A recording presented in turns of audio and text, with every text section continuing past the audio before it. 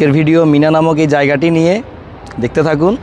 পৃথিবীর বুকে অন্যতম বরকতময় এবং দোয়া কবুলের জায়গা হলো এই মিনা।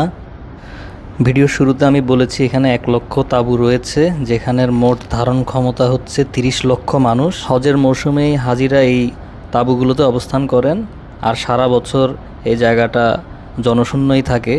ইব্রাহিম আলাইহিসসালাম তার পুত্র ইসমাইল আলাইহিসসালামকে এই মিনাতেই নিয়ে এসেছিলেন কুরবানি করার জন্য, এবং সেই জায়গাটিতে এখন একটি পিলার দিয়ে চিহ্নিত করে রাখা হয়েছে। হাজিগণ রাস্তা দিয়ে যাওয়ার সময় পাহাড়ের উপর থাকা পিলারটি খুব সহজেই দেখতে পারে।